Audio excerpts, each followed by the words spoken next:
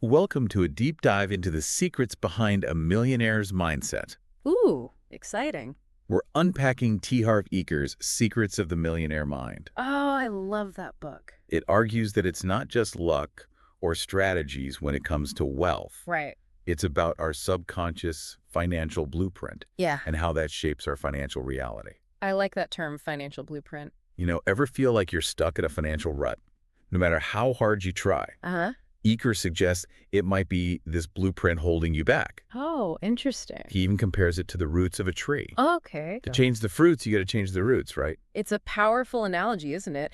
And what's so intriguing is how Eker ties this concept to the idea that self-made millionaires often bounce back from financial setbacks more quickly. Oh, yeah. It's like they retain this millionaire mind even when circumstances change. Right. It makes you wonder if there's something deeper going on than just external factors. Absolutely. So where does this money blueprint come from? Well, Eker dives deep into the idea that it's often formed in childhood. Okay. Based on the messages we received about money, Oh. he uses the metaphor of a computer program, a series of files that determine our thoughts, feelings, and actions around money. Like programming. And just like any program, he believes these files can be reprogrammed. Okay, so these files are basically preset beliefs about money that we might not even be aware of. Exactly. I'm starting to see how that could really impact our financial decisions. Absolutely. And to illustrate this, Eker uses some compelling examples from the book. Okay. One that stands out is the story of Stephen, Sure. who grew up hearing his mother say things like, "Rich people are greedy." Oh, wow. This verbal programming led Stephen to believe that wealth was inherently bad, Yeah. so he subconsciously sabotaged any attempts to become financially successful. It's like his subconscious was working against his conscious goals. Precisely. So even subtle messages from childhood can have a long-lasting impact on our relationship with money. Exactly. And another powerful example is the ice cream truck story. It shaped Eker's wife's association of money with immediate pleasure because her mother always told her to ask her dad for money since dad's got all the money. Wow. This created a link between money and instant gratification, which played out in her spending habits later in life. It's amazing how seemingly insignificant moments from childhood can influence our financial behavior as adults. Yeah. It makes you wonder what messages we might have internalized without even realizing it. Right. And Eker doesn't shy away from sharing his own experiences. He talks about his father's repeated cycles of building and losing wealth, Oh, wow. which instilled in him a fear of both failure and success. Right. It kept him trapped in a pattern of financial instability for years. That's so relatable. I think many people struggle with similar fears around money. Oh, absolutely. So if these deep-seated beliefs are driving our financial decisions, how do we actually change them? Eker mentions something called declarations, right? Yes.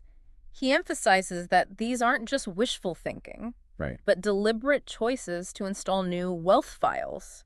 Okay. He provides a powerful exercise where you write down all the statements you heard about money as a child, and then reflect on how they may have affected your financial life. I can see how that would be a valuable first step in becoming aware of those hidden beliefs. Absolutely. Like shining a light on those subconscious programs that might be running in the background.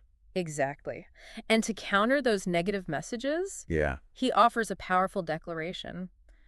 What I heard about money isn't necessarily true. I choose to adopt new ways of thinking that support my happiness and success.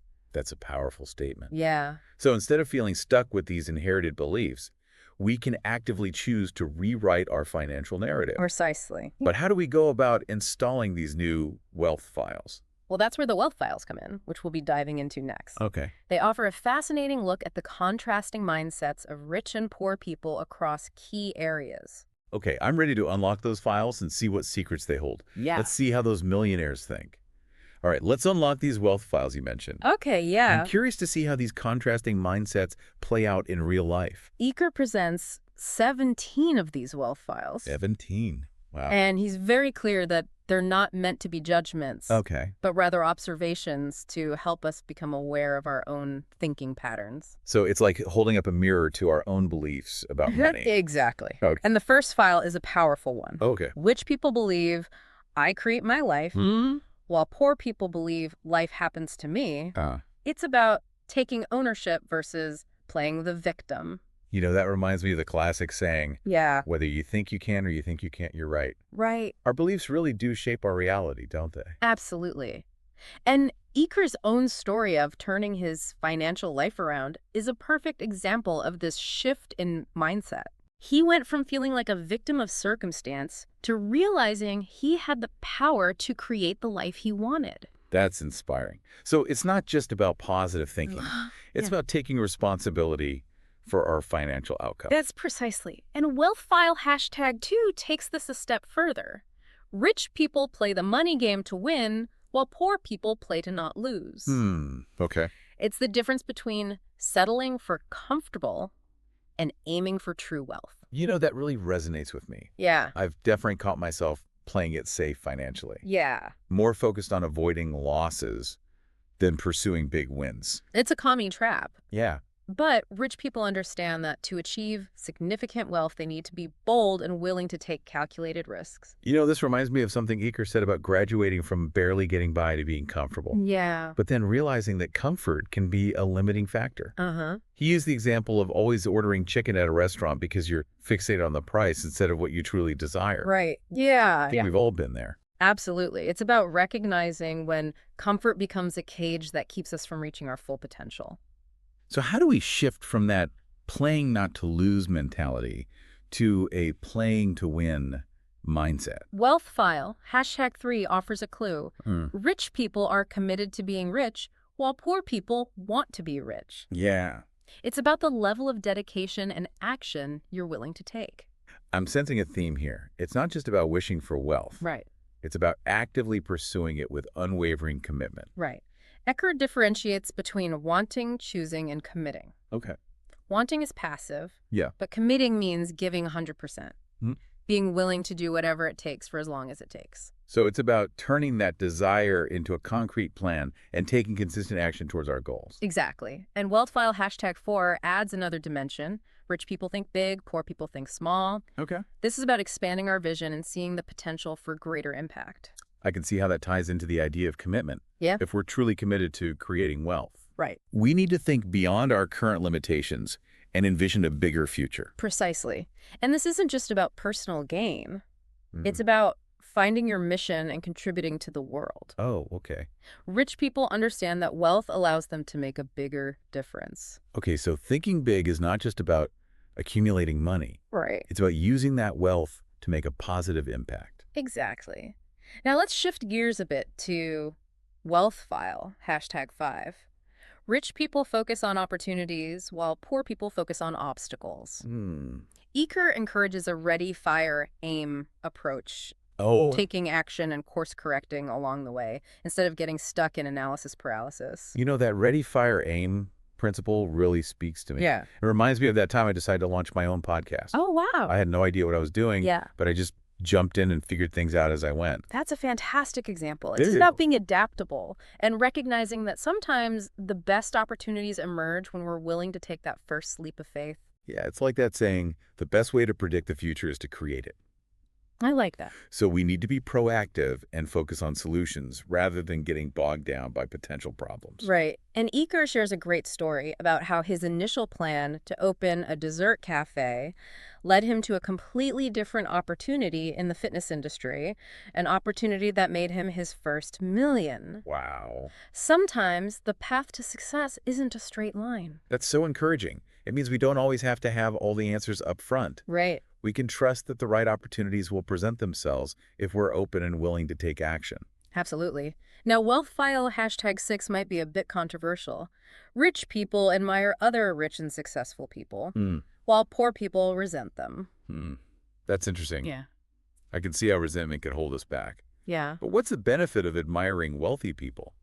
Isn't there a risk of idolizing them or feeling inadequate? That's a valid point. I think Eker's intention here is not about worshiping the wealthy, but rather about learning from them and allowing their success to inspire us. Right. Resentment, on the other hand, blocks us from receiving the valuable lessons and insights they have to offer. That makes sense. It's about shifting our perspective from jealousy to curiosity. Exactly.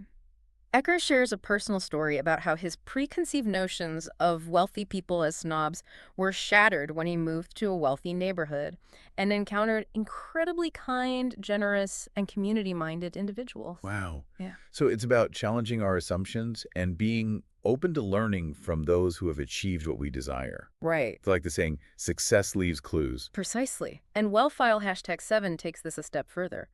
Rich people associate with positive, successful people, while poor people associate with negative or unsuccessful people. You know, there's another saying. Yeah. You are the average of the 5 people you spend the most time with. Oh, I love that one. It really highlights how our social circle can influence our mindset and behavior. Absolutely. Eker emphasizes that we tend to mirror the financial habits and mindsets of those we spend the most time with.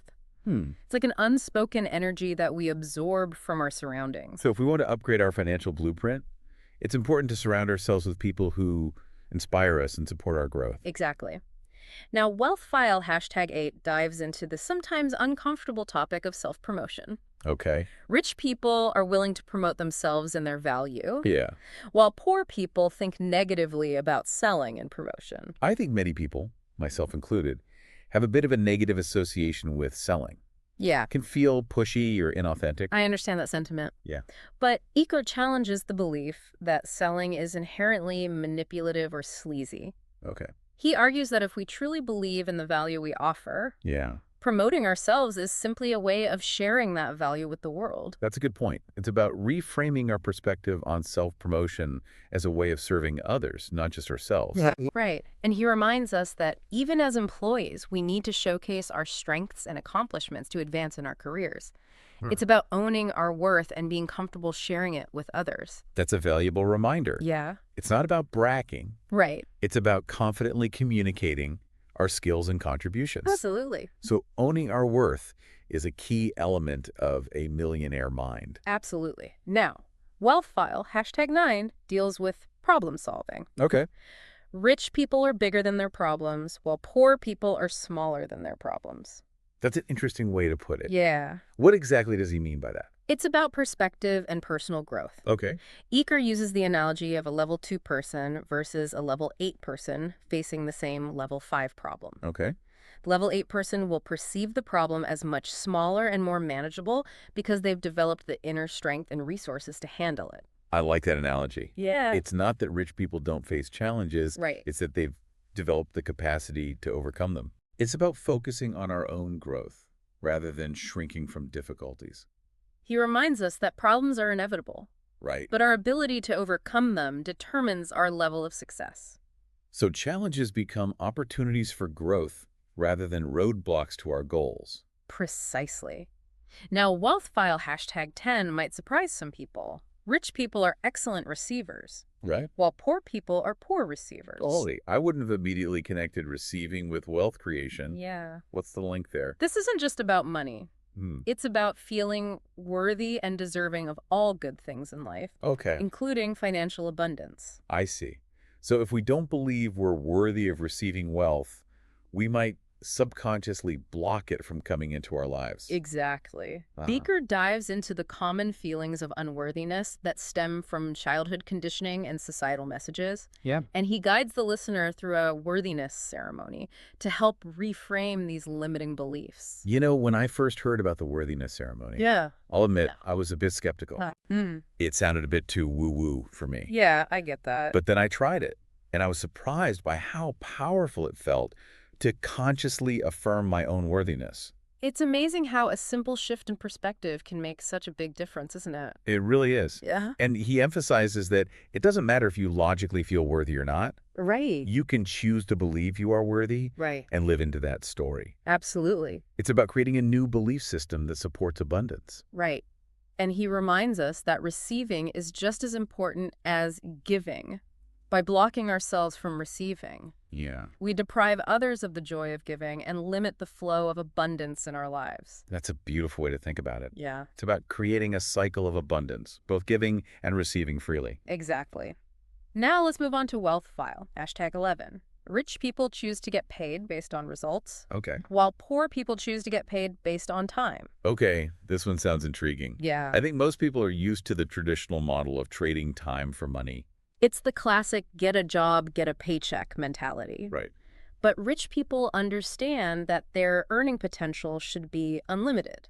And they seek opportunities where their income is directly tied to their performance. So it's about breaking free from the limitations of a fixed hourly wage or salary. Precisely. Okay. Eker encourages exploring options like starting a business, working on commission, getting a percentage of revenue, or pursuing stock options. It's about shifting from a mindset of security to a mindset of possibility. Right. Absolutely. It's about aligning your income with the value you create. Right. Rather than being limited by the hours in a day. I can see how that would be empowering. Yeah. It takes courage to step outside that comfort zone, but the potential rewards are huge. Right. And it's not about abandoning security altogether. Okay. It's about finding ways to create both security and unlimited earning potential. Okay, I'm starting to see how these wealth files are interconnected. Yeah. They're not just isolated principles. They build upon each other to create a comprehensive millionaire mind. Exactly.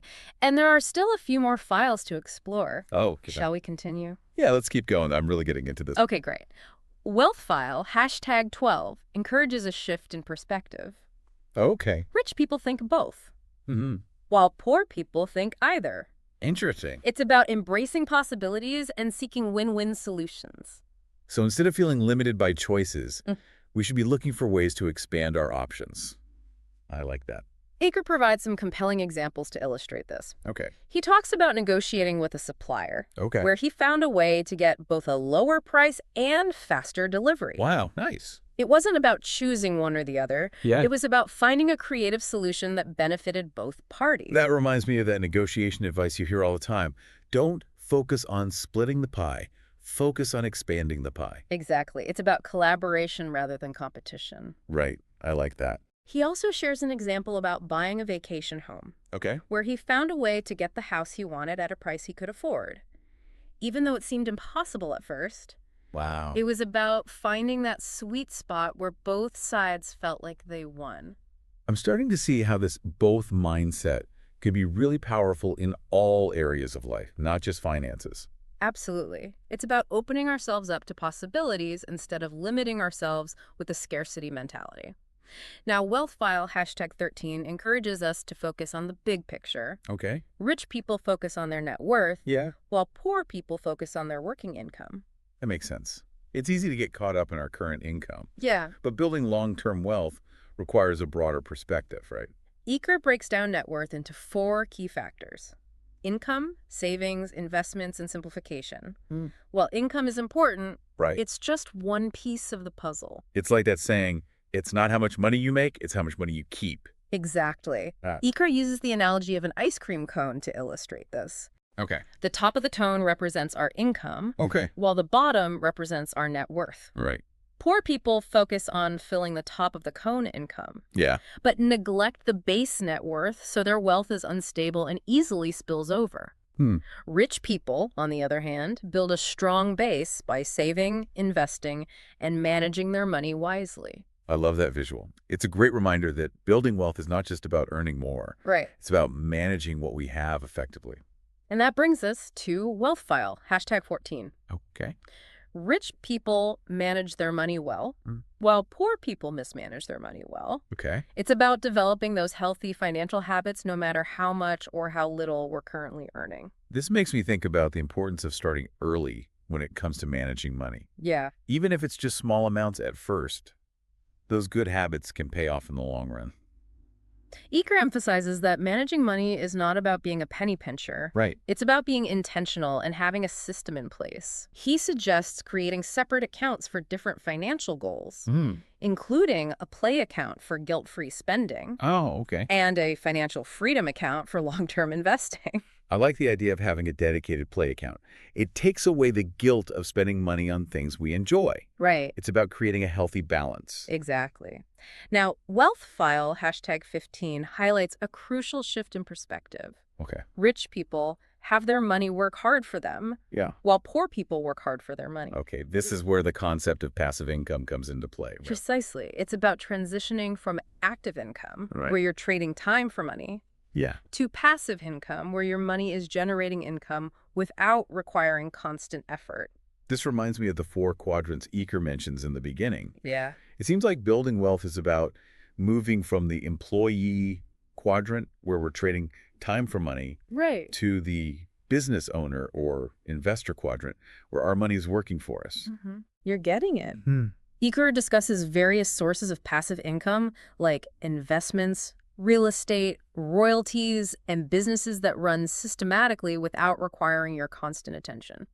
I'm realizing this is a long-term game. It is. It's about building those assets that will generate income over time, Right. even when we're not actively working. Exactly. It's about planting those financial seeds that will grow into a forest of abundance in the future. All right, I like that. Now, Wealth File #16 tackles something I think everyone struggles with: fear. Yeah, fear. Rich people act in spite of fear, while poor people let fear stop them. That's so true. This is such a powerful principle. Eker uses the analogy of taming the cobra of fear. Oh, He acknowledges that everyone experiences fear. right, yeah. The rich people don't allow it to paralyze them. You know, he tells a pretty wild story about a seminar exercise where people break a wooden arrow with their throat. Oh, wow. Talk about pushing past your comfort zone. That might be a bit extreme for most people, Yeah. but the message is clear. We have to be willing to get comfortable being uncomfortable. I think that's a key takeaway. Pushing past those limiting fears and taking action even when it feels scary. Yeah, It's about building that courage muscle, right? exactly. And finally, Wealth File #17 emphasizes the importance of continuous learning. Rich people are great learners, Right. while poor people think they know it all. This is a message that resonates with me deeply. Yeah. It's so easy to fall into the trap of thinking we have all the answers. Right. But a true millionaire mind is always seeking new knowledge and growth. Eker's journey from know-it-all to learn-it-all transformed his life. Wow. And he encourages us to embrace that same mindset of perpetual growth. Okay. It's about seeking knowledge from those who have already achieved what we desire. It's like that idea of standing on the shoulders of giants. We can learn so much from those who have walked the path before us. Exactly. And it's not just about formal education. Right. It's about being open to learning from every experience, every book, every conversation. So after this deep dive into Secrets of the Millionaire Mind, Yeah. what's the key takeaway for our listener? What should they be focusing on? I think the core message is that financial success is not just about outward strategies. Right. It's about transforming your inner world. It's about identifying those limiting beliefs that might be holding you back Yeah. and consciously choosing to install new wealth files. It's about rewiring our financial blueprint to align with abundance and success. Exactly. And remember, this is a journey, not a destination. Right. Be patient with yourself, celebrate small victories, and keep learning and growing. Well said. We hope this deep dive has given you some valuable insights and inspiration to start creating your own millionaire mind. Remember, you have the power to shape your financial future.